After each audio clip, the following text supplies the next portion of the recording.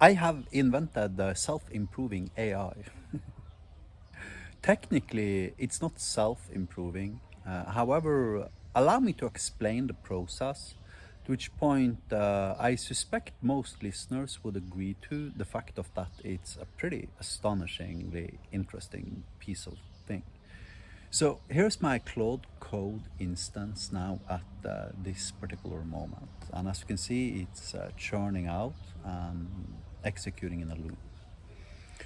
Now the loop it is executing is based upon this database, which I have been seeding together with the AI. And I'd tell Claude Code stuff such as, insert 20 new to-do items based upon, CSS selectors and HTML tags you find at this particular URL, scrape the URL and, create stuff that aggregates URLs, counts, returns max length of sentences, shortest length, etc., aggregations, return the average price from product pages, selling multiple products, etc., and things like that.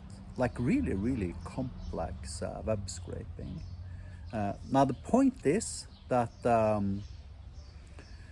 this allows me to use AI, and within 1 to 5 minutes, I can create 20 new to-do tasks together with the AI, right?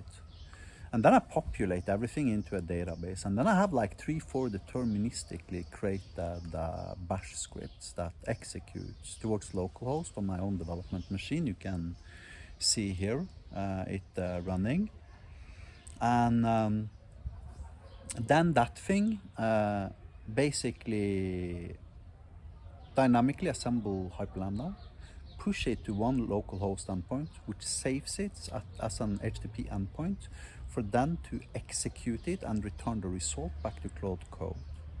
And then when Claude Code inserts these to-do items, it also creates assumptions, which you can see in the database here, right? Where these serves like natural language based unit tests, so to speak. Now the process isn't 100% bulletproof, but it is almost as to the point of 99% 100% accurate code creating.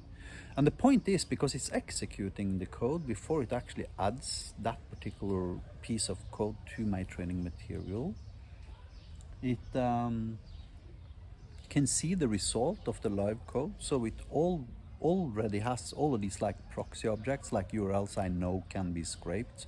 I've created a shitloads of databases.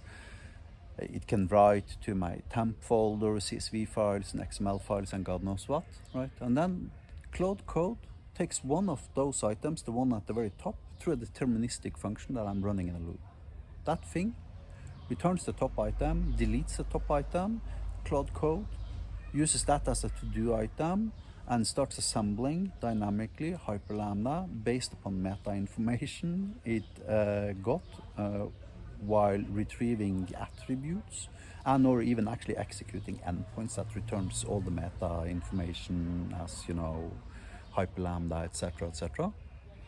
And this allowed it to dynamically understand roughly how to assemble code, and then I can give it hints here and there on individual to-dos, such as use this particular slot or that particular slot or blah blah, right? And I'm now in a process where Claude Code is now dynamically creating roughly one snippet per minute, and that's 3,600 snippets per day, and that's 108,000 snippets per month. And then I can duplicate all of these with another deterministic script, which actually is another bash script that actually dynamically replaces arguments such as URLs, filtering conditions, database names, table names, column names, etc., which produces 4 duplicates of each of these ones, which is crucial because you want the LLM to be taught the difference between what are the variables here and what is the code structure. So now I have 432,000 snippets per month.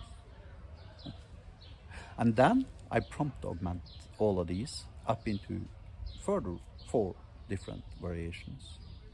So now I'm up to 1.7 million unique training snippets per month. Now SQL, which is probably 100 times more complex than Hyperlambda.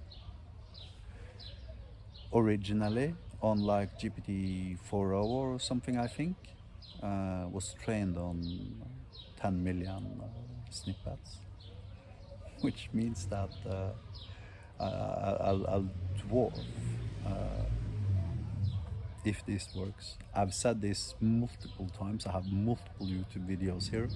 Obviously, I still don't have AGI, but I mean, if this works, it's gonna end up not in AGI, quite the contrary, but it's going to end up in the most kick-ass back-end AI code jam you have ever seen, within the limits of its capabilities, of course, the language, that is. So anyways, we'll see. Cross your fingers.